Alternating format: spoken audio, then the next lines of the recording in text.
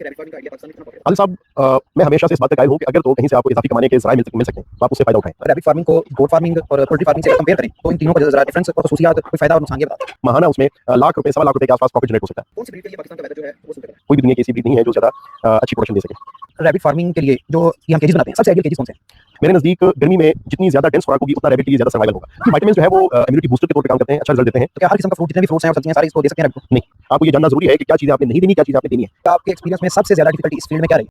अस्सलाम वालेकुम, this is Mohammad Adil from GSP Life. तो आज फिर से हम मौजूद हैं सेफ रैबिट फार्म पे। सेफ रैबिट फार्म के सीईओ आदिल शाह साहब के साथ, वो आपको अपना इंट्रोडक्शन करवाते हैं।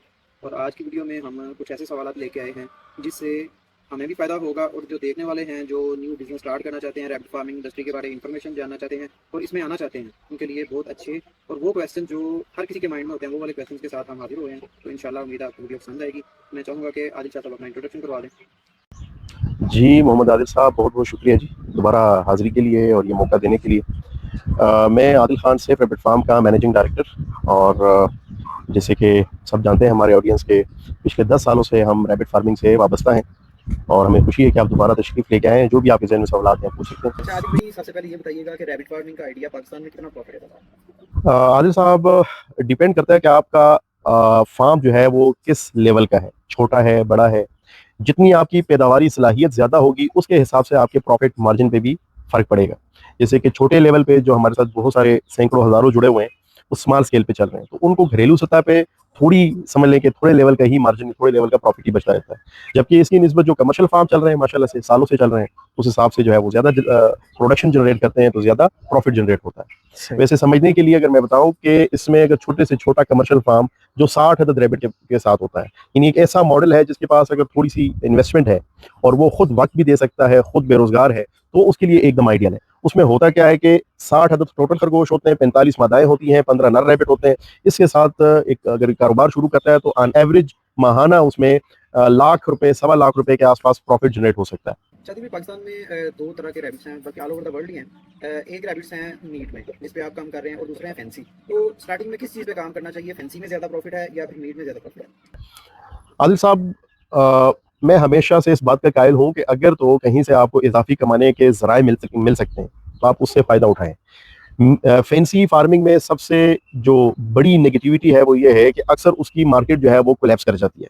यानी उसका ताल्लुक ही जो है इस फार्मूले से है कि एक रैबिट कितना ज़्यादा कम पाया जाता है, कितना नापेद है। जितना नापेद होता है उतनी ही उसकी जो डिमांड होती है वो ज़्यादा होती है, तो उस हिसाब से वो फिर ज़्यादा प्रॉफिट जनरेट करते हैं। तो ये फैंसी रैबिट, वो जिस तरह बर्ड्स फ्लॉप हुए हैं, यानी कि बर्ड्स जो है वो उनका एंड यूज़ नहीं है, तो ये भी फैंसी रैबिट का एक ये बैकवर्ड नहीं है कि वो फ्लॉप हो रहे हैं अगर ज़्यादा क्वांटिटी में किया जाए? ऐसा ही है।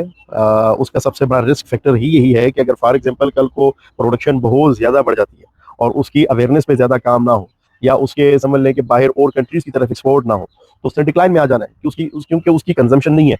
यानी एक बहुत कमज़ोर समझ लें कि बुनियाद होती है फैंसी रैबिट फार्मिंग की। उसके बरक्स जो commercial level meat rabbit farming है, तो उसमें प्रॉफिट मार्जिन कदरे कम होता है फैंसी की निस्बत, लेकिन एक तसलसल होता है। ना ही डिक्लाइन में ज़्यादा जाते हैं, ना ही आप जो है हाई कंडीशन में बहुत ज़्यादा कमाते हैं इसमें। आपका कहने का मतलब जिस तरह मटन यूज़ हो रहा है या बीफ या चिकन यूज़ हो रहा है, वो continuously as a meat use हो रहा है, उसका डिक्लाइन का या वो बिल्कुल फ्लॉप होने का खतरा नहीं है? ऐसा ही है, उसमें बेसिकली आपको रिपीटेड ऑर्डर मिल रहे होते हैं ना। यानी जैसे कि मुख्तलिफ कंपनियों को हम स्टॉक दे रहे हैं तो बार बार दे रहे हैं, हर हफ्ते दे रहे हैं, हर महीने दे रहे हैं। तो जो फॉर एग्जाम्पल खाने वाले हैं तो हर महीने खाते हैं, हर दिन खाते हैं, हर हफ्ते खाते हैं, तो रिपीटेड ऑर्डर में जाता है। तो ये एक ऐसी इंडस्ट्री है जो ज्यादा रियलिस्टिक अप्रोच के साथ है। तो स्टार्टिंग पे हर किसी को कोशिश करके तो मीट की तरफ ही जाना चाहिए, वही ज्यादा प्रॉफिटेबल है और लॉन्ग टर्म इंडस्ट्री अल्टीमेट इसका जो गोल है, जो मार्केट है, वो रैबिट मीट ही है। जी ठीक है। ये बताइएगा कि कौन सी ब्रीड के लिए पाकिस्तान का वेदर जो है वो सूटेबल है? आदिल साहब, ज्यादा गर्म इलाके में कोई भी ब्रीड ऐसी नहीं है जो बेटर परफॉर्म कर सके। कोई भी दुनिया की ऐसी ब्रीड नहीं है जो ज्यादा अच्छी प्रोडक्शन दे सके। इसमें हम ये कह सकते हैं कि इस वक्त पाकिस्तान में जो सबसे बेहतरीन नस्लें हैं कमर्शियल लेवल फार्मिंग के लिए, चाहे वो गर्म इलाके में हो, ठंडे इलाके में हो, तो ठंडे इलाकों में कदरे ज़्यादा रिजल्ट मिलेंगे, गर्म इलाकों में कम रिजल्ट मिलेंगे। उसमें न्यूजीलैंड वाइट है, कैलिफोर्नियन है, चिंचिला है, एलोमिनो है। ये वो ब्रीड्स हैं जो ज़्यादा बेहतर परफॉर्म करते हैं। प्रोडक्शन इनकी ज़्यादा आती है, पैदावार बच्चों की ज़्यादा, एवरेज क्लच जो होता है इनका बच्चों का वो ज़्यादा बेहतर आ जाता है। अभी हम तो बचपन से देखते आ रहे हैं जो देसी रैबिट्स हैं, व्हाइट कलर में, मल्टीपल कलर्स में होते हैं, तो हर जगह भी जो ब्रीड कर रहे हैं तो फिर उसकी फार्मिंग नहीं की जा सकती?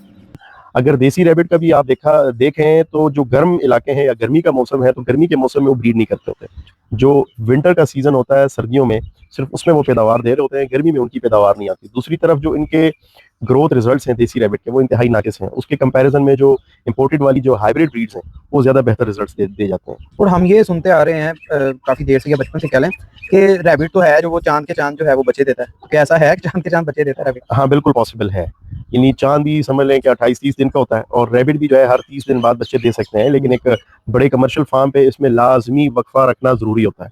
माँ की सेहत और बच्चों की सेहत को देखते हुए वक्फा ज़रूरी समझा जाता है। अच्छा, रैबिट से एक साल में कितनी ब्रीड्स लेनी चाहिए, फीमेल से कितनी ब्रीड्स लें ताकि उसकी सेहत भी सही रहे और ब्रीड्स भी अच्छी आएँ?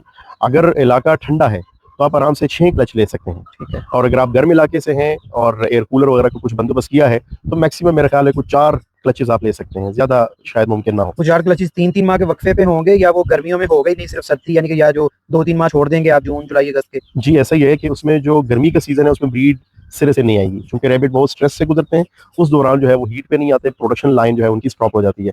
जब विंटर शुरू होता है तो विंटर के कुछ महीने जो है वो मुसलसल ब्रीड कर रहे होते हैं। सही। चलिए बताइएगा, रैबिट फार्मिंग के लिए जो ये हम केजेस बनाते हैं सबसे आइडियल केजेस कौन से हैं?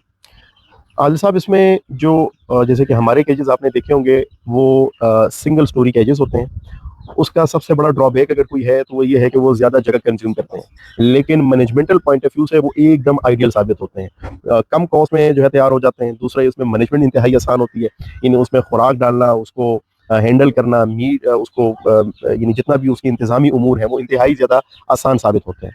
अच्छा आदिल भाई, इसमें जो 1 2 3 फ्लोर अब तो 4 फ्लोर तक भी हैं, क्या उसमें मैनेजमेंट ईजी से हो जाती है? मेरे नज़दीक अगर वो एक कंट्रोल्ड इन्वायरमेंट है, यानी कि कंट्रोल शेड है, तो वहाँ पे शायद पॉसिबल हो। जैसे कि हमारे शेड्स हैं तो इसमें हम कुदरती वेंटिलेशन पे ज़्यादा इन्हिसार कर रहे होते हैं।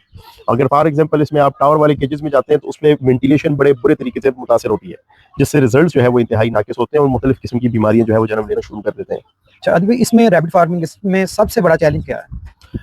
रैबिट फार्मिंग में सबसे बड़ा चैलेंज अगर मैं सालों के तजुर्बे को कंक्लूड करूं तो 2 तरह के फार्मर हम देखते हैं। नंबर 1 वो फार्मर है जो कि रैबिट जो पेरेंटल फ्लाक है वो सेहतमंद है, उससे ज़बरदस्त तरीके से मतलब उन्हें साइज बना लिया, स्ट्रक्चर बना लिया, लेकिन उसमें से जो पैदावारी सलाहियत जो मुमकिन होती है उस लिहाज से वो ज़्यादा पैदावार ले नहीं पाते, यानी कि जो प्रोडक्शन लाइन उनकी होती है वो बड़ी कमज़ोर होती है या फिर लाइन नहीं होती कि बर वक्त मादाओं को मेट करवाना, उसमें से बच्चे हासिल करना। नंबर 2 वो लोग होते हैं जो इतना तेज तरीन तरीके से प्रोडक्शन ले रहे होते हैं चांद के चांद कि जिससे जो है प्रॉब्लम ये आती है कि बच्चे या माँ दोनों की सेहत जो है वो बड़ी कंप्रोमाइज होती है। तो अक्सर मोटेलिटीज का आना, कमजोर बच्चों का आना, जो ग्रोथ है वो बड़े कम उसमें जो है सामने आती है। आदिल भाई बताइएगा, जैसे कि अभी समर स्टार्ट हो गया हुआ है और अच्छा खासा स्टार्ट हो गया हुआ है, इसमें जो जानवरों को हीट स्ट्रेस होती है, रैबिट को भी होती होंगी, तो इसको जो है हीट स्ट्रेस से बचाया जाए, क्या एहतियात है इसके लिए? अदिल भाई इसमें सबसे पहले तो जो जगह का तयन है वो ऐसा होना चाहिए कि बाहर का टेम्परेचर कम से कम अंदर के टेम्परेचर को मुतासिर करे, यानी कि स्ट्रक्चर ऐसा हो जिससे गर्मी जो है अंदर इन साइड जो है कम से कम जो है वो सराहियत करे। नंबर 2 उसमें हम एयर कूलर्स का इस्तेमाल कर सकते हैं। इसके अलावा अगर तो ठंडा इलाका है तो सिंपल फैन भी जो है, सिंपल पंखा जो है वो भी काफ़ी है। इसके अलावा इसमें मिस्ट सिस्टम का भी इस्तेमाल कर सकते हैं। अगर तो सावन का महीना नहीं आया तो सावन का महीना आता है तो फिर मिस्ट सिस्टम बंद हो जाता है। इसमें जो इंतहाई गर्म इलाके हैं वहाँ के लिए जो सबसे ज़्यादा आजमूदा तरीका है वो ये है कि फ्रीज बोतल का रैबिट के पास रख देना, जिससे रैबिट जो है उस फ्रीज बोतल के पास बैठ के अपना बॉडी टेम्परेचर मेंटेन कर लेते हैं। रैबिट के लिए फीड सबसे अच्छी कौन सी है, और क्या विंटर और समर में अलग अलग फीड होनी चाहिए या एक ही फीड होनी चाहिए जिससे इसकी अच्छी ग्रोथ हो? यार इसमें बहुत सारे मिथ्स हैं, बहुत सारे मार्केट में र्यूमर्स हैं कि इसमें ज़्यादा गर्म खुराक ना दी जाए वगैरह वगैरह। मेरे नज़दीक गर्मी में जितनी ज़्यादा डेंस खुराक होगी उतना रैबिट के लिए ज़्यादा सर्वाइवल होगा, यानी इनफ मिकदार में एक काफ़ी मिकदार में उसके पास पानी की मौजूदगी जो है ये लाजमी है। बाकी जितनी डेंस खुराक होगी, वजह यह है कि गर्मी में खरगोश जो है इनटेक कम कर देता है, खुराक कम कर देता है। ज़्यादातर जो दिन का ठंडा हिस्सा है जैसे सुबह और शाम उस वक्त खाते हैं, दिन के टाइम वो नहीं खाते, तो उसमें जितनी डेंस खुराक होगी उतनी उनकी जिस्मानी तौर पर उनकी जो ग़िज़ाई ज़रूरत है वो ज़्यादा पूरी होगी। अगर तो आप उसको ऐसी खुराक देते हैं कि यार वो डेंस ना हो, कि उसकी तासीर ठंडी हो, तो उसमें हो सकता है कि ग़िज़ाइयत पे आप कंप्रोमाइज़ करें, जिससे आपके रिजल्ट्स, मादाओं की सेहत उनके दूध, इन सारी चीज़ों पे बुरे असरात फिर आना शुरू हो जाएंगे। शादी भाई, अगर ये फीड का यानी कि खाना जो है चारा कम कर देता है, चारा खाना, तो क्या हम इसके वाटर में जो मिनरल्स वगैरह हैं या विटामिन सी वगैरह है या कोई भी चीज़ें वो ऐड करके इसको दे सकते हैं? ये वाइटामिन जो है वो इम्यूनिटी बूस्टर के तौर पे काम करते हैं, अच्छा रिजल्ट देते हैं अगर तो आसानी से दस्तयाब हो। बाकी मेरे नज़दीक ये ज़्यादा बेहतर है कि जानवरों को अगर आप ट्रीट्स देते हैं, जो भी मौसमियाती सब्जी है, फ्रूट है, उसके छिलके वगैरह हो गए या सस्ती सब्जी, सस्ता फ्रूट हो गया, तो वो ज़्यादा बेहतर रिजल्ट दे जाते हैं। यानी कि एक रूटीन वाली खुराक के अलावा आप इजाफी कोई चीज़ें देते हैं तो उसमें अल्लाह ने इजाफी ग़िज़ाइयत वाली चीज़ें रखी होती हैं, तो उससे बड़ा पॉजिटिव इम्पैक्ट आता है। तो रैबिट का स्ट्रेस रिलीव होता है, ख़त्म होता है, और साथ में इजाफी वाइटामिन्स और मुख्तलिफ किस्म के गुड एंजाइम्स उनको मिलना शुरू हो जाते हैं। अच्छा, तो इसको आपने अभी बताया कि सब्जियां और फ्रूट देने चाहिए, तो क्या हर किस्म का फ्रूट, जितने भी फ्रूट्स हैं और सब्जियां हैं, सारे इसको दे सकते हैं रैबिट को? नहीं, कुछ ऐसी चीज़ें हैं जिसका हमने वीडियोस वगैरह में भी जिक्र किया, वो ज़्यादा नहीं दे सकते। बल्कि हर बार ट्रीट का मतलब क्या होता है कि जैसे कि मैं लड्डू खाता हूँ, तो लड्डू मैं पेट भर के कभी भी नहीं खाता, वो सिर्फ मैं जायके के लिए खाता हूँ। तो ट्रीट का मतलब ये कि जो भी आपने सब्जियां फ्रूट देने हैं वो कम से कम मिकदार में देने हैं। भले आप दिन में 2 दफ़ा दे दें, लेकिन मिकदार उसकी कम से कम हो। अगर मिकदार ज़्यादा होगी तो उसका गट फ्लोरा, उसका जो हाजमा है, वो उससे मुतासर हो सकता तो क्या इससे जानवर के स्ट्रेस में फ़र्क आता है? है बहुत ज़्यादा। देखें, जब आप अपने हाथ से रैबिट को कोई ट्रीट देते हैं, कोई केला खिलाते हैं, कोई छिलके वगैरह खिलाते हैं, तो उससे एक बॉन्ड क्रिएट करते हैं आप उससे। उनका डर, खौफ और डर जो है वो रिलीव होता है, ख़त्म होता जाता है, तो ऑटोमेटिकली स्ट्रेस में कमी आती है इससे। अच्छा, तो आदिल भाई, इसके लिए रैबिट के लिए स्पेशली ग्रीन फूडर बेहतर है या ड्राई करके? जैसे कि दूसरे जानवरों को तो ग्रीन काट के डाल देते हैं, तो इसके लिए वो ग्रीन, इसकी हेल्थ के लिए, ग्रोथ के लिए, फिर आगे जो बच्चे होते हैं उनके लिए ग्रीन फूडर बेहतर है, या फिर जो हम उसको ड्राई करके देते हैं वो बेहतर है, या जो हम फीड डालते हैं बनी हुई वो बेहतर है? इस सवाल को मैं 2 हिस्सों में डिवाइड करूंगा कि 2 टारगेट होते हैं जब हम खुराक देते हैं जानवर को। तो एक मकसद तो ये होता है कि रैबिट की जिस्मानी ज़रूरत को पूरा करना, ठीक है जी। नंबर 2 मकसद ये होता है कि वो खुराक खरगोश के लिए महफूज हो, यानी वो उसको हजम कर सके। तो इसमें अगर तो हम इस चीज़ को जहन में रखें कि ज़्यादा सेफ्टी को सामने रखते हुए अगर फॉर एग्जांपल आप प्रैक्टिस चलाएं, तो फिर होना ये चाहिए कि ड्राई फॉर्म में ही आप, यानी सॉल्यूशन हो, कोई भी वटेवर सब्जा है वो ड्राई करके फिर इस्तेमाल में लाया जाए। अगर तो आपका मकसद ये कि ज़्यादा ग़िज़ाइयत दी जाए, तो फिर ये है कि जो हमारा मॉडल है वो ये है कि हम आज जो सब्जा काटा, आज उसको काट के रख लिया, दूसरे दिन हमने इस्तेमाल किया, यानी उसमें से वाटर कंटेंट अप टू 50% जो है वो ड्रॉप हो जाता है। उससे होता ये कि रैबिट को ज़्यादा इंटेक मिल जाती है, यानी कि वो ज़्यादा शौक से खाते हैं। जब वो ज़्यादा लाइक करते हैं, ज़्यादा शौक से खाते हैं, तो ऑटोमेटिकली उससे उनकी इंटेक में इजाफा होता है और सेफ्टी भी उससे पॉसिबल हो जाती है अगर तो हम उसको 50% मॉइस्चर लेवल कम कर देते हैं। तो चारे को काट के एक जगह पे रख दिया जाए गर्मियों में स्पेशली, तो उसके अंदर तो वो यानी कि हबस सी और ये चीज़ बन जाती है, तो उसको, उसके लिए क्या करना चाहिए? आदिल साहब, इसमें जो सब्जा जब भी फ्रेश काट के लेके आए तो उसको एक जगह पे कभी भी नहीं रखा जाता। ठीक है। उसको आपने बेहतर है कि डिवाइड करके, बेहतर तो ये है कि अगर कोई आपके पास जाली नुमा कोई जगह है, जैसे कि पिंजरा है, उसको उल्टा करके उसके ऊपर उसको बिछा दें। ठीक। उससे होगा ये कि नीचे से भी उसको हवा लगेगी, ऊपर से भी हवा लगेगी, तो बहुत जल्दी ड्राई हो जाता है। सही। यानी कि अगर आजकल की बात करें तो आजकल में समझ लें कि 5-6 घंटों में ऑलमोस्ट 50% कंटेंट वाटर का जो है वो कम हो जाता है उसमें। तो आदिल भाई, इनको जो फीड है, ये जो वंडा वगैरह जिसे कहते हैं, पैलेट्स हैं, ये देने चाहिए रैबिट को या नहीं देने चाहिए? कितनी मिकदार में देने चाहिए? मेरे नज़दीक पैलेट जो है ये इंतहाई ज़रूरी चीज़ है। अगर आपने खरगोश को पिंजरे में बंद कर दिया, उसके सारे ऑप्शंस ख़त्म कर दिए, तो अब ये ज़रूरी है कि जितनी बेहतर खुराक होगी, जितनी डेंस खुराक होगी, जितनी ज़्यादा ग़िज़ाइयत वाली खुराक होगी। जो पैलेट्स हैं ये बेसिकली स्मॉल अमाउंट में ज़्यादा ग़िज़ाइयत होती है। डिफरेंट अजनास, मुख्तलिफ अजनास इसमें मिक्स करके इसका ये वंडा तैयार किया जाता है। तो इसके बड़े ही अच्छे नताइज आते हैं, खुसूसी तौर पे अगर आपका कोई ब्रीडिंग फार्म है। ब्रीडिंग फार्म पे चूँकि ज़्यादा ग़िज़ाइयत की ज़रूरत पड़ती है, चाहे बच्चों की खुराक हो, चाहे मादाओं की खुराक हो। अलबत्ता जो ऐसे रैबिट आपके पास हैं जो अपना वज़न पूरा कर गए हैं, अपनी उम्र को पहुँच गए हैं, तो अब उनको अगर आप फॉर एग्जांपल डेंस खुराक नहीं देते, सिर्फ सब्ज़ा देते हैं, तो वो सर्वाइव कर जाते हैं। सही। जो ग्रोथ कर रहे हैं उनके लिए ये ज़रूरी है, उनके लिए इंतहाई माताओं के ज़रूरी लिए है, भी ये ज़रूरी है। इंतहाई ज़रूरी तो है। क्या ये खुद तैयार करना चाहिए या जो मार्केट से मिलता है वही ले लेना चाहिए? आप खुद का भी तैयार करवा सकते हैं। बहरहाल अगर मार्केट से आप लेंगे तो कंपैरेटिवली ज़रा सस्ता पड़ेगा, दूसरा उसकी ग़िज़ाइयत जो है वो बेहतर होती है। अच्छा, तो मार्केट के वनडे में यूरिया वगैरह भी उन्होंने यानी कि सुना है कि ऐड किया होता है इस चीज़ के लिए कि उसकी सीपी जो प्रोटीन है वो उसको बूस्ट किया जा सके? बिल्कुल ऐसा ही है। इसमें यूरिया का इस्तेमाल करते हैं, ताहम हम जो खुराक इस्तेमाल करते हैं, this is called Calw starter, यानी ये बछड़ों के लिए उनकी सबसे पहली खुराक होती है।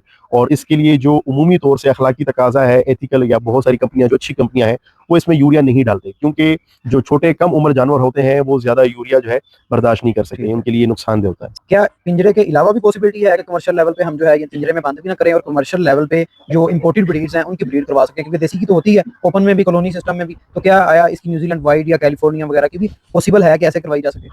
जी आदिल भाई, स्मॉल स्केल पे हो या फिर कुछ ऐसे इसमें کچھ ویلیوز کا خیال رکھ کر پاسبل ہے. جیسے کہ اگر آپ فار ایگزامپل 10 ریبٹ رکھنا چاہ رہے ہیں تو 10 ریبٹ کے لیے آپ کے ذہن میں پہلے سے ہونا چاہیے کہ اس میں سے کم 70-80 بچوں نے آنا ہے, 50 بچوں نے آنا ہے. تو اس کے اکارڈنگ آپ کے پاس انف یعنی بڑی جگہ موجود ہونی چاہیے. اگر آپ جیسے کہ بہت سارے لوگ کہتے ہیں کہ یار جنگل میں تو یہ وائلڈ یا فری رینج میں ہوتے ہیں, تو ہم گھر میں بھی فری رینج میں رکھتے ہیں. تو گھر کے لمیٹڈ اسپیس سے آپ جو ہے وہ رزلٹ نہیں لے سکتے جو جنگل میں فری رینج میں جو ہے ان کے پاس اویلیبلٹی ہوتی ہے. یعنی ریبٹ کے بیمار ہونے کا سب سے بڑا ذریعہ ہی ان کا مینیور ہوتا ہے, ان کا یورین ہوتا ہے. تو اس سے بچاؤ جو ہے ضروری ہے. اگر جگہ کم ہوگی تو ظاہر کنٹیمنیشن پروسیس بڑا تیز ہو جائے گا, فاسٹ ہو جائے گا. اس کے برعکس اگر قدرت میں دیکھا جائے تو شیر, مختلف قسم کے جانور جو جنگل میں ہیں, اب ان کے لیے ظاہر ہے کہ وہ تو ادھر جو ہے وہ اپنا جو بھی مل وغیرہ ہے وہ ریلیز کرتے جاتے ہیں. تو قدرتی طور پہ یو وی لائٹ اور وہاں پہ جو ہوا وغیرہ چلتی ہے, یا فار ایگزامپل آج کسی ریبٹ نے یہاں پہ مینیور ریلیز کیا, دوسرے دن ہو سکتا ہے کہ 200 فٹ 300 فٹ جا کے دور جو ہے وہ ریلیز کرے. تو ایسے میں قدرتی ڈس انفیکٹنٹ کا ایک پروسیس چل رہا ہوتا ہے, اس سے جانور بیمار نہیں ہوتے. لیکن اگر آپ محدود جگہ پہ زیادہ ریبٹ رکھیں گے تو اپنے ہی سمجھ لے کہ جو فضلہ ہوگا, جو یورینیشن ہوگی, اس سے وہ بیمار ہونا شروع ہو جائیں گے. ویسے بھی اگر عادل بھائی تھوڑا سا یہ بھی بتائیں کہ جو وائلڈ ریبٹس ہیں یا کوئی بھی چیز وائلڈ ہے اس کا اور اس کا کیا فرق ہوتا ہے؟ یعنی کہ جو ہم نے ایک پنجرے میں یا ایک چھوٹی سی جگہ میں رکھ لیا ہے اور ایک وہ ہے جو وائلڈ ہے, اس کے تو کھانے پینے کا بھی اور ہر چیز کا ڈفرنٹ تو لازم ہوگا. ہاں, اس چیز میں کیا ڈفرنس یا ایک تو کیج کا اپنا ایک سٹریس ہوتا ہے, گو کہ نسل در نسل یہ ریبٹ جو ہے وہ اسی میں جو ہے چلے آ رہے ہیں. لیکن بہرحال ایک فری رینج ریبٹ اور دونوں میں زمین آسمان کا فرق ہوتا ہے. ایک کیج ریبٹ میں پھر یہ رسپانسبلٹی آپ کی بن جاتی ہے کیونکہ ان کے اپنے آپشنز آپ نے ختم کر دیے ہیں, جو ان کو اللہ نے ایک محدود لیکن بڑی پرفیکٹ ایک شعور اللہ نے ان کو دیا ہے سروائیول کے لیے, وہ آپ نے ان سے چھین لیا ہے. اب اس کے بعد یہ آپ کی رسپانسبلٹی ہے کہ آپ ان کے تمام جسمانی ضروریات کو پورا کریں, اور اس کے لیے ضروری ہے کہ آپ نے سیکھنا ہے. آپ کو یہ جاننا ضروری ہے کہ کیا چیزیں آپ نے نہیں دینی, کیا چیزیں آپ نے دینی ہے. جبکہ اس کے برعکس فری رینج میں یہ ہوتا ہے کہ ریبٹ آپشنز ان کے پاس ہوتے ہیں, وہ چاہے کوئی سے بھی سبزہ کھائے, کوئی سے بھی چارہ کھائے, کوئی سے بھی نٹس کھائے. ٹھیک ہے نا. ابھی جو ہے یہ پانی میں جو خوراک تیار کرتے ہیں اس کو کہتے ہیں ہائیڈروپونک فوڈر, تو کیا وہ اس کے لیے فائدہ مند ہیں؟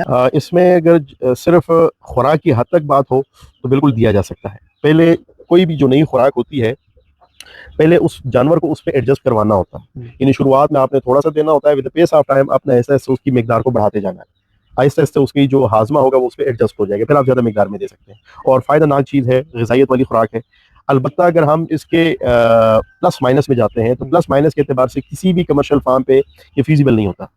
کہ گھریلو سطح پہ آپ نے پیٹ پرپز کے طور پہ شو کے لیے ریبٹ رکھے ہوئے ہیں تو اس میں چل جائے گا. کمرشلی جب آپ فگر میں آئیں گے تو یہ انتہائی مہنگا پڑے گا آپ کو. ٹھیک ہے, مینس کہ ویسے فائدہ مند ہے مگر کوسٹ زیادہ پڑے گی. جی جی آپ یہ کہنا چاہ رہے ہیں. جی جی. اچھا عادل بھائی, میں نے تھوڑی سی اسٹڈی کی تھی اس کے بارے میں, اس کی خوراک کے بارے میں, تو اس میں تھا کہ درختوں کے پتے بھی, کچھ درختوں کے, ہر درخت کے نہیں, کچھ درختوں کے پتے بھی اس کے لیے بڑے فائدہ مند ہیں ایک لمیٹڈ کوانٹٹی میں. کون کون سے درخت ہیں؟ دیکھیں اس میں درختوں میں تو خیر مختلف ویرائٹی آ جاتی ہے, اور درختوں کا یہ بڑا ایشو ہے کہ جس درخت کا نام یہاں اس علاقے میں نام ہے وہ آپ کے علاقے میں ان کا نام بھی کچھ اور ہے. بہرحال میجورٹی کچھ چند درختوں کو چھوڑ کے ہر طرح کے درختوں کے پتے کھلا سکتے ہیں, جیسے کیکر وغیرہ ہو گئے, جیسے توت شہتوت ہو گئے, بکائن وغیرہ بھی جو ہے یہ اس کے پتے وغیرہ بھی یہ کھا جاتے ہیں. میں نے تھوڑا سا اس کے بارے میں یہ بھی پڑھا تھا کہ مورنگا کا جو پتا ہے وہ بھی اس کے لیے بڑا اچھا ہے, بہت بہترین خوراک ہے, اور وہ ہم نے استعمال بھی کیے ہیں اور بہت اچھے ریزلٹس ہیں اس کے. مینس کہ اگر آپ کے پاس جگہ ہے تو درخت لگا لینے چاہیے. جی بالکل. ایک تو ماحول کو فائدہ ہوگا, دوسرا آپ کے ریبٹ کی, ایون کہ گوٹ وغیرہ ہے یا بڑا جانور ہے اس کو بھی کھلائے جا سکتے ہیں ڈیفینیٹلی. اگر اس کو کھلایا جا سکتا ہے گا کہ جو ہے بریڈنگ کے لیے ریبٹ کی ایج کیا ہونی چاہیے, فیمیل اور میل کی؟ عادل بھائی, پاکستان میں جو ہمارا کرائٹیریا ہے یہ ہے 3.5 kg کا وزن, اور اتنا وزن بعض حالات میں اگر سردیاں ہیں اور ایک ریبٹ کی جگہ تبدیل نہیں ہوتی تو یہ 5 مہینوں میں یہ وزن پورا ہو جاتا ہے. اگر تو جگہ تبدیل ہوتی ہے یا پھر سمر سیزن ہوتا ہے تو اس کے اکارڈنگ پھر زیادہ دن بھی لگ جاتے ہیں, جیسے 7 مہینے 8 مہینے تک بھی لگ سکتے ہیں. ڈیپینڈ کرتا ہے کہ آپ کی مینجمنٹ کیسی ہے. اچھا عادل بھائی یہ بتائیے گا کہ ایک فیمیل ایک سال میں کتنے بچے دے سکتی ہے؟ عادل بھائی اگر ٹھنڈا علاقہ ہو اور اچھی مینجمنٹ ہو تو ایک مادہ ایک سال میں کم سے کم 30 اور زیادہ سے زیادہ 50 تک بچے دے سکتی ہے. اچھا عادل بھائی یہ بتائیے گا جانوروں کی جو ان بریڈنگ ہے اس سے کون کون سے مسائل آتے ہیں؟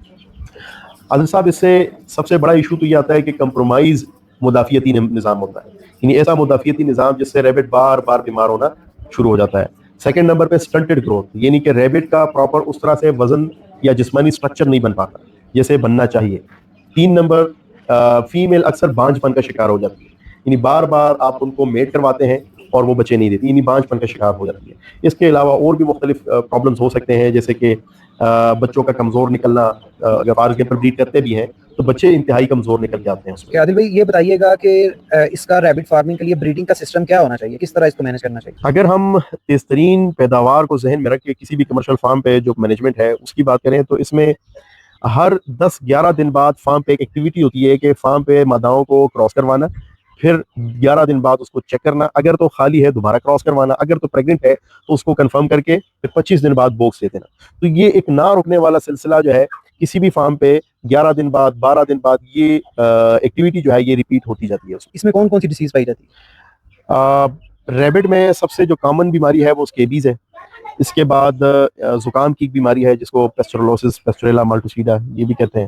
اس کے علاوہ بچوں میں ایک بیماری آتی ہے کوکسیڈیوسس, سکڑا بھی کہتے ہیں اس کو. بچے کمزور رہ جاتے ہیں, گروتھ نہیں پکڑتے اور بیمار ہونا شروع مرنا شروع ہو جاتے ہیں. اس کے علاوہ مینجمنٹل چھوٹے موٹے اور ایشوز بھی ہو سکتے ہیں, لیکن یہ 3 بڑے پرابلم جو ہے اس وقت پاکستان میں چل رہے ہیں, یعنی یہ ریلیونٹ ہے. اچھا, اس میں عادل بھائی یہ بتائیے گا کہ ریبٹ میں کوئی سڈن ڈیتھس وغیرہ بھی ہوتی ہیں, وہ کسی ڈیزیز سے ہوتی ہیں یا کس وجہ سے ہوتی ہیں؟ سڈن ڈیتھس اس کنڈیشن میں ہو سکتی ہے کہ ریبٹ کسی وجہ سے بیمار تو ہو گیا لیکن وہ سائن سمٹم نہیں دکھا رہا. جیسے کہ ان میں ایک بیماری ہے زکام والی, تو جب زکام کا بیکٹیریا جو ہے گلے کی حد تک انفیکشن پیدا کرتا ہے تو اس سے کھانسی اور نسال ایریا میں میوکس کا ڈیولپ ہونا, ٹھیک ہے نا, تو یہ سمٹم آتے ہیں. بعض اوقات ایسا ہوتا ہے کہ یہی بیکٹیریا نیچے ڈیپر جا کے لنگز میں انفیکشن کوز کرتا ہے, تو اس سے اپر ایریا میں کوئی آپ کو سمٹم دکھائی نہیں دیتے, لیکن جب اندر ہی اندر وہ انفیکشن اس حد تک پہنچ جائے کہ ریبٹ کے لنگز جو ہے وہ مزید سانس لینے میں کرامت ثابت نہیں ہوتے تو ریبٹ کی سڈن ڈیتھ ہو جاتی ہے. تو بظاہر سڈن ڈیتھ لگتی ہے لیکن یہ ایک سلو پروسیس ہوتا ہے کہ وہ بیماری انڈر لائن جو ہے وہ اپنا کام کر رہی ہوتی ہے. ریبٹس میں ویکسینیشن ہوتی ہے یا نہیں ہوتی, اور اگر ہوتی ہے تو کون سی ہوتی ہے, اور کون سا ٹائم ہے جب ریبٹ کی ویکسینیشن کرنی چاہیے؟ جی عادل صاحب, اس میں کچھ پروفائلنگ میڈیسنز ہوتی ہیں. پروفائلنگ میڈیسنز وہ ادویات وہ میڈیسن جو کہ ہر کچھ ٹائم بعد ہم دہراتے ہیں, ریپیٹ کرواتے ہیں. جیسے کہ اس میں انٹرنل ڈی وارمنگ ہو گئی, ایکسٹرنل ڈی وارمنگ ہو گئی, یہ چیزیں ایسی ہیں جو کہ ہر کچھ ٹائم بعد ریپیٹ کرواتے رہتے ہیں. البتہ بچوں میں فار ایگزامپل بچے آپ نے ماں سے الگ کر دیے تو پریونٹیو ماڈل کے طور پہ آپ اس کو ویکسینیشن کا نام دے دیں. پریونٹیو یعنی کہ احتیاط کے طور پہ آپ ان کو 3 دن کا اینٹی کوکسیڈیوسل کورس کرواتے ہیں. یہ چیزیں ہو سکتی ہیں. اس کے علاوہ اگر تو کوئی بیماری ایسی آ گئی ہے تو اس کے اکارڈنگ پھر میڈیسن دی جاتی ہیں. البتہ کچھ نئی ویکسین جو ہے وہ پاکستان میں آنے والی ہے, وہ جلد ہفتہ 2 ہفتوں میں آ جائیں گی. وہ خصوصی طور پہ زکام والی بیماری کو ذہن میں رکھ کر وہ باہر سے امپورٹ کروائی گئی ہیں. تو اس سے یہ ہوگا کہ یہ زکام والی بیماری جو ہے جن ریبٹ کو ویکسین ہوں گے تو ان ریبٹس میں یہ بیماری جو ہے نہیں آئے گی, کنٹرول ہو جائے گی. تو کیا یہ ویکسین آپ سے مل جائے گی؟ یہ ویکسین انشاءاللہ ضرور ملیں گی. تو یہ بتائیے گا ریبٹ فارمنگ میں جو بایو سیکورٹی ہے یہ اس کی کتنی امپورٹنس ہے؟ دیکھیں امپورٹنس تو بہت زیادہ ہے. اس وجہ سے زیادہ ہے کہ اگر تو آپ کا لیبر ہے تو وہ ایک ڈیزیز کے کیریئر کے طور پہ کام کر سکتا ہے, یا فار ایگزامپل باہر سے کوئی ریبٹ آ گیا اور آپ نے ایک دم سے اندر ڈال دیا, وہ بھی ایک ریزن ہو سکتی ہے. یا فار ایگزامپل مہمان آ گئے اور مہمانوں کے ساتھ کوئی ایسے پیراسائٹس ہیں یا پھر ایسے بیکٹیریاز, یہ چیزیں ہو سکتی ہیں. البتہ ریبٹ میں کوئی وائرل ڈیزیز آج کے دن تک پاکستان میں ڈائگنوز نہیں ہوئی.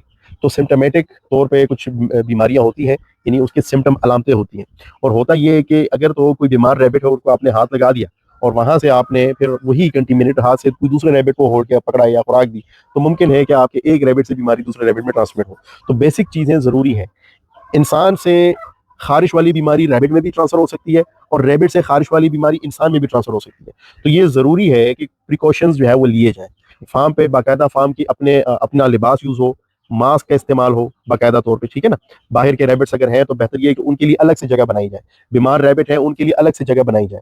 تو یہ کوئی بیسک چیزیں ہیں جو کہ آپ کے ریبٹس کو مزید بیماری, جو صحت مند ریبٹ ہیں ان کو بیمار ہونے سے بچاتی ہے. اچھا, ایک فارم کو ٹوٹلی جو ہے ان چیزوں سے ڈس انفیکٹ کرنے کا کیا طریقہ, سینیٹائزیشن اس کی کرنی پڑے گی, کیا کرنا پڑے گا کہ آپ کا فارم جو ہے, ویسے تو بیماری آ سکتی ہے مگر وہ بالکل سیکیور ہو, اس کو سیکیور کرنے کا کیا طریقہ ہے, پراپر ذرا ڈیٹیل میں بتائیے. عادل صاحب, اس میں اگر تو کوئی نیا سیٹ اپ ہے تو اس میں تو آپ کوئی ایمٹی یعنی خالی شیڈ ہے تو اس میں آپ فیومیگیشن کر سکتے ہیں. ڈفرینٹ مختلف اقسام کے اس میں کیمیکلز ہیں, اس کا استعمال کر سکتے ہیں. جانور کے ڈالنے سے پہلے جانور ایک بار آپ ڈال دیتے ہیں تو اس کے بعد جو کچھ چیزیں استعمال ہوتی ہیں اس میں ایک کیمیکل ہے بینزلکونیم کلورائڈ, بیلوران کے نام سے بھی آتا ہے. یہ یعنی کہ جانور ڈالنے کے بعد آپ نے ایسی چیزیں استعمال کرنی ہے جس سے آپ کے ریبٹ متاثر نہ ہو, لیکن جو بیکٹیریا جو پیراسائٹ ہے اس کو ختم کرنا ہو. تو اس میں پھر آپ نے جیسے کہ بینزلکونیم کلورائڈ ہے تو یہ خرگوشوں کے لیے بھی محفوظ ہے. ایسا نہیں ہے کہ ریبٹ کے اوپر اگر ہو گیا تو اس کے کوئی سائیڈ افیکٹس ہیں. تو یہ وائرس کو بھی ختم کرتا ہے, بیکٹیریا کو بھی ختم کرتا ہے. جیسے کہ پیراسائٹس وغیرہ ہو گئے, خارش کی بیماری ہو گئی, یہ فارم سے آپ نے ختم کرنی ہے, مکمل واش کرنا ہے, تو اس کے لیے بلیچ کا استعمال بھی ہو سکتا ہے. اس کے لیے ایک کیمیکل ہے, پاؤڈر فارم میں آتا ہے, ट्राइक्लोरोफोन के नाम से, सेगावान नेगावान मुख्तलिफ इसके नामों से जो है ये चीज़ पाकिस्तान में अवेलेबल है। तो इसका भी आप स्प्रे फॉर्म में इस्तेमाल कर सकते हैं और ये भी खरगोशों के लिए महफूज है। यानी जो टाइनी पैरासाइट्स हैं, जो इंतहाई छोटे हशरात होंगे, उसको वो नुकसान देगा। जो रैबिट के साइज जैसे बड़े जानवर हैं उनके लिए वो महफूज होता है। रैबिट फार्मिंग को गोट फार्मिंग और पोल्ट्री फार्मिंग से अगर कंपेयर करें तो इन तीनों का जरा डिफरेंस और खसूसियात, कोई फ़ायदा और नुकसान ये बता दें इन तीनों में। आदिल साहब, हम लार्जर स्केल पे तो खैर इसको प्रॉपर जस्टिफाई नहीं कर पाएंगे। अलबत्ता हमने बकरियां भी रखी हैं, हमने बड़े जानवर भी रखे हुए हैं। इसमें होता ये कि जो रैबिट की पोटेंशियल प्रोडक्शन पोटेंशियल है वो कहीं ज़्यादा है बनिस्बत बाकी जानवरों की। यानी रैबिट जैसा कोई दूसरा ऐसा मैमल नहीं है जो इतना तेज तरीन तरीके से पैदावार दे, नंबर एक। नंबर दो ये कि रैबिट में अल्लाह ने ये खासियत रखी है कि इनका जो FCR है वो बहुत ज़्यादा आइडियल है।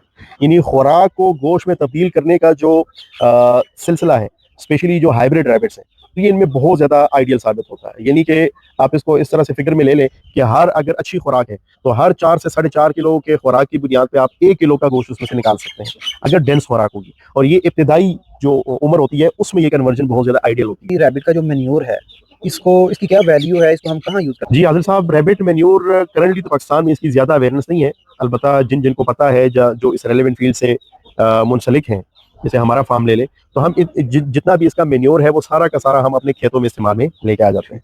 उससे फ़ायदा ये होता है कि हमें किसी भी तरह के मार्केट से ये फर्टिलाइज़र वगैरह खरीदने की ज़रूरत नहीं पड़ती। दूसरा ये कि जिस खेत में हम ये फर्टिलाइज़र डालते हैं रैबिट मैन्योर, उसका फ़ायदा ये है कि उसमें माशाल्लाह से एक बहुत लंबे अरसे तक उसकी जो ग़िज़ाइयत होती है खेत के अंदर, मिट्टी के अंदर, वो बरकरार रहती है। यानी ऐसा नहीं होता कि हर फसल की बुनियाद पे आपने यूरिया डालना है, ये चक्कर नहीं होता। तो एक लंबे टाइम तक माशाल्लाह से जो है 2-3 क्रॉप्स तक आपको बड़े अच्छे नतीजे मिल जाते हैं उससे। या एक तो है ओपन सिस्टम, एक है केजीज में बंद कर दिया, तो क्या केजीज में बंद करके भी इसको ऑर्गेनिक फार्मिंग ही कहेंगे? देखिए, अगर आपका खुराक का जरिया जो है वो ऑर्गेनिक तरीके से चल रहा है तो बिल्कुल ऑर्गेनिक कहेंगे। आदिल भाई, रैबिट मीट को जो है ऑर्गेनिक मीट या हेल्थी मीट क्यों माना जाता है? आदिल भाई, सबसे पहली बात तो ये कि इसके तैयार करवाने का जो तरीक़ेकार है वो टोटली कुदरती है। इसमें किसी भी तरह के कोई भी केमिकल, आर्टिफिशियल चीज़ें इस्तेमाल नहीं होती। खुराक का 70% हिस्सा जो है वो सब्ज़जात ही होता है। जो बाकी मानदा 30% खुराक होती है वो भी प्लांट सोर्स वाला वंडा, यानी अजनास पर मबनी वंडा होता है। तो इस वजह से इनका जो एंड प्रोडक्ट है वो बहुत ज़्यादा बेहतर होता है। दूसरी तरफ हर गोश्त की अपनी अफादियत होती है। खरगोश के गोश्त की अफादियत यह है कि इसमें प्रोटीन बहुत ज़्यादा हाई है, अप टू 33% इसमें प्रोटीन पाया जाता है। इसके अलावा इसमें जो फेट और कोलेस्ट्रॉल की परसेंटेज है वो कंपैरेटिवली ज़ीरो है, आप ज़ीरो समझ सकते हैं, यानी इस कदर कम है। तीसरा, इसमें ओमेगा 3 फैटी एसिड पाया जाता है, ज़्यादा जूद हज़म है। इसके अलावा सोडियम की मिकदार इसमें बहुत कम पाई जाती है। सेलेनियम इसमें पाया जाता है, जो मेल जो सारिफीन है उनके लिए जो है बहुत ज़्यादा अच्छा समझा जाता है। तो ओवरऑल इसके बहुत ज़्यादा फ़ायदे हैं, जिस्मानी तौर पे इसकी अफादियत बहुत ज़्यादा है। अच्छा आदिल भाई, रैबिट का मीट तो आ गया, मगर रैबिट के मीट के अलावा कौन कौन से और प्रोडक्ट्स हैं कि रैबिट आप फार्मिंग कर रहे हैं, इसमें और कौन कौन से प्रोडक्ट आप इसके बना सकते हैं? रैबिट मीट में जो बाय प्रोडक्ट्स हैं, इसमें रैबिट की दुम है, रैबिट की टेल हो गई है, ठीक है जी, उससे मुख्तलिफ की चेन वगैरह बन सकते हैं, ठीक है, वो हम सारा प्रिजर्व करते हैं, अपने पास रखते हैं, ज़ाया नहीं होने देते, जिससे माहौलियाती आलूदगी भी जो है कंट्रोल में रहती है और एक बाय प्रोडक्ट भी जो है मुमकिन हो पाता है। दूसरे नंबर पे रैबिट की स्किन, उससे मुख्तलिफ आर्टी क्राफ्ट जो है, मुख्तलिफ क्राफ्ट वगैरह पाकिस्तान में बन रहे हैं, मुख्तलिफ प्रोडक्ट्स बनाने में इस्तेमाल हो रहे हैं पाकिस्तान में, और बाकायदा इसकी एक इंडस्ट्री चल रही है। इसके अलावा इसके कान भी हो सकते हैं, इसके पंजे भी हो सकते हैं, लेकिन बहरहाल अभी मौजूदा सिस्टम में इसका मैन्योर, इसकी चमड़ी कमर्शियली इस्तेमाल हो रहा है। आदिल भाई, एक सक्सेसफुल जो रैबिट फार्म है उस पर क्या चीज़ें होनी चाहिए और क्या चीज़ें नहीं होनी चाहिए प्रैक्टिकली? कौन से काम है ऐसे जो होने चाहिए, थोड़े से बता दें कि ये काम होने चाहिए, और थोड़े से काम वो बता दें जो बिल्कुल नहीं होने चाहिए। सबसे पहले तो इसमें रिकॉर्ड कीपिंग जो है वो इंतहाई ज़्यादा ज़रूरी है कि आपको पता चले कि आप किस तरफ जा रहे हैं, आपकी प्रोडक्शन कैपेसिटी जितनी है, क्या उस हिसाब से आप प्रोडक्शन ले पा रहे हैं या नहीं ले पा रहे हैं। नंबर 2, आपके खुराक के ज़राए जो है वो सस्ते होने चाहिए, यानी सब्ज़जात, यानी जब तक कि आपके अपने सब्ज़े का ज़रिया नहीं होगा, आपका जितना भी मुनाफा है वो फीड के मद में आपसे जाएगा। तो बेहतर ये है कि आप इसमें ज़्यादातर इंडिपेंडेंट रहें, यानी लूसन काश्त करें, मुख्तलिफ और सब्ज़जात हैं वो काश्त करें। तीसरे नंबर पे जो नहीं होनी चाहिए, तो नहीं होनी चाहिए जैसे कि इसमें लेक ऑफ इंटरेस्ट फार्मर का, अगर लेक ऑफ इंटरेस्ट आएगा तो ये फार्म कभी भी मेरे नज़दीक जो है वो कामयाब साबित नहीं हो सकता। यानी रैबिट को आपकी ज़रूरत हर वक्त पड़ती है, ठीक है ना, जैसे कि आपने उनको केज्ड कर दिया, पिंजरे में बंद कर दिया, अब आपकी उसके साथ वाबस्तगी जो है वो हर हाल में कंपल्सरी है, ज़रूरी है। अगर आप उसके पास नहीं जाएंगे, मेट नहीं करवाएंगे, क्रॉस नहीं करवाएंगे, उसमें से खुराक नहीं देंगे, प्रोफाइलिंग मेडिसिन नहीं करेंगे, तो आपको रिजल्ट नहीं मिलेंगे। अच्छा आदिल भाई, फार्म भी बना लिया, सारा कुछ कर लिया, अगर कोई बंदा छोटा नहीं बड़े लेवल का फार्म बनाता है, اور یعنی کہ 10,000 فیمیل کا فارم بنا لیتا ہے. اب اس کے پاس پروڈکشن آئے گی ہر منتھ وہ اس کے پاس اگر ٹنز آف پروڈکشن آتی ہے تو وہ کہاں لے کے جائے؟ کیا آپ کے پاس اتنی کیپیسٹی ہے کہ آپ اس کو پرچیز کر سکیں, بائی بیک کر سکیں؟ عادل بھائی, یہ جیسے یہاں تک ہم پہنچے ہیں تو ایک گریجولی ایک پروسیس سے گزر کے یہاں تک پہنچے ہیں. تو بہرحال اگر تو آج کی تاریخ میں مجھے 20 ٹن اسٹاک آ جائے تو میرے لیے پریشانی ہے, لیکن with the piece of time جو ہے جیسے جیسے پروڈکشن لائن بڑھتی جا رہی ہے ویسے ویسے ہم اپنی مارکیٹنگ اسٹریٹجی جو ہے اس کو بہتر کرتے جاتے ہیں. یعنی آج یہ اس طرح ہے جیسے کہ آج اگر بٹ کڑاہی والا مجھے کہتا ہے کہ آپ ہمیں 200 ریبٹ پر ڈے کے حساب سے دیں, میں ان کو انکار کروں گا, کیونکہ پریکٹیکلی یہ پاسبل نہیں ہے, کیونکہ ہم باقی جگہوں پہ بھی ٹھیک ٹھاک اسٹاک دے رہے ہیں, ٹھیک ہے نا. تو بہرحال یہ ایسا ہے کہ مارکیٹ میں بھی جان ہے, یہ نہیں کہ نہیں ہے, لیکن اگر ایک دم سے فار ایگزامپل ہماری جو اس وقت کی کیپیسٹی ہے وہ 2 ٹن کے آس پاس ہے, اگر اس کے آس پاس کی پروڈکشن ہوگی تو وہ آسانی سے ایڈجسٹ ہو سکتی ہے. اگر فار ایگزامپل کل کو پروڈکشن ایک دم سے جو ہے وہ بڑھتی ہے تو وہ شاید پریشان کن ہو. ویسے نارملی اس 2 ٹن تک کے سفر میں بھی ہم آہستہ سے گریجولی پہنچے ہیں, تو انشاءاللہ جب ہم 20 ٹن تک پہنچیں گے تو وہ بھی گریجولی پہنچیں گے, اور انشاءاللہ اس حساب سے ہماری سپلائی چین جو ہے وہ ڈیولپ ہو چکی ہوگی. تو کیا ریبٹ کی پروموشن میں یا ریبٹ کے بزنس کی پروموشن میں یا اس کے لیے کوئی فائدہ سوشل میڈیا سے ہو رہا ہے؟ عادل صاحب, اس وقت تو میرے نزدیک کوئی بھی شاید بزنس ایسا نہیں ہے جس کی آن لائن موجودگی نہ ہو اور جن سے ان کو فائدہ نہ مل رہا ہو. ڈیفینیٹلی ریبٹ سے ٹھیک ٹھاک فائدہ ہو رہا ہے, اس کے ذریعے اویئرنیس لوگوں تک پہنچ رہی ہے, معلومات پہنچ رہی ہے, تو ڈیفینیٹلی آئی ٹی کا استعمال ہو رہا ہے اور مزید ہونا چاہیے. آپ کے ایکسپیرینس میں سب سے زیادہ ڈیفیکلٹی اس فیلڈ میں کیا رہی ہے؟ سب سے بڑی ڈیفیکلٹی اگر میں فارمر کو سامنے رکھ کے میں بات کروں تو سب سے بڑی ڈیفیکلٹی یہ ہوتی ہے کہ شروعات میں ان کو زیادہ معلومات کا نہ ہونا, یعنی لیک آف انفارمیشن, جس کی وجہ سے پراپر مینجمنٹ کا نہ ہونا, پراپر خوراک کا نہ ہونا. اگر ہم تھوڑا سا بڑے لیول پہ سوچیں تو سیکنڈ جو بڑا چیلنج آتا ہے وہ خوراک کا ہوتا ہے, یعنی کہ خوراک کا ایک بڑا ذریعہ سبزیجات پر مبنی ہے. بعض لوگ ریبٹ لے تو لیتے ہیں لیکن ریبٹ کو کھلانے کے لیے جو ذریعہ ہے یعنی کہ سبزہ, اس کی فراوانی نہیں ہوتی, اس کی دستیابی نہیں ہوتی, تو اکثر ان کا جو پالن ہے وہ انتہائی مہنگا پڑتا ہے. تو میرے نزدیک یہ 2 بڑے چیلنجز ہیں. شادی بھائی یہ بتائیے گا کہ ریبٹ کا میٹ جو ہے وہ حلال ہے یا حرام؟ جی ڈیفینیٹلی ریبٹ کا گوشت ہے یہ حلال گوشت ہے, اور بیشتر اسلامی ممالک میں ایک انڈسٹری کی حیثیت رکھتا ہے اور رغبت سے کھایا جاتا ہے. تو ہم نے تو یہ سنا ہے کہ یہ پنجوں سے کھاتا ہے, اور جو چیز پنجوں سے کھاتی ہے اس کا جو ہے وہ میٹ حرام ہو جاتا ہے. کیا یہ پنجوں سے کھاتا ہے؟ جی عادل بھائی, اس طرح کے ریومرز بہت زیادہ ہے, لیکن ریبٹ جو ہے پنجوں میں خوراک کو پکڑ نہیں سکتا, کبھی بھی نہیں پکڑ سکتا. یہ منہ سے ہی کھاتا ہے اور پنجوں کا کوئی استعمال اس میں نہیں ہوتا. بعض اوقات فار ایگزامپل کسی چیز کو اس طرح کھودنے کے لیے وہ پنجوں کا استعمال تو کر سکتا ہے, لیکن خوراک کے لیے پنجوں کا استعمال ممکن ہی نہیں ہے کہ وہ کسی چیز کو پکڑے یا دونوں ٹانگوں سے پکڑ کے تو کھائے, ایسا ممکن نہیں ہے. دوسری چیز اس کے حرام ہونے میں یہ دیتے ہیں کہ اس کو جو ہے مادہ ہے اس کو حیض آتا ہے, تو کیا اس میں یہ پاسبل ہے؟ یہ پریکٹیکلی ممکن ہی نہیں ہے. خرگوش میں اللہ نے ایسا کوئی نظام رکھا ہی نہیں ہے کہ ریبٹ کو حیض آئے. ریبٹ میں بیسیکلی انڈیوسڈ سسٹم ہوتا ہے, یعنی کہ جب تک نر قریب نہ ہو تو یہ ہیٹ پہ نہیں آتی, اور جب تک میل اس کو کراس نہ کرے تب تک اس کے اووری سے کوئی ایگ ریلیز نہیں ہو سکتا. تو اس میں اگر تو کوئی بلڈ آپ نے دیکھا, پہلے تو بلڈ آتا نہیں ہے, کبھی بھی نہیں آتا. آپ مہینوں سالوں آپ ریبٹ رکھیں, کبھی بھی کوئی بلڈ آپ کو نظر نہیں آئے گا, ممکن نہیں ہے. اس میں یہ سسٹم ہی اللہ نے نہیں رکھا ہوا.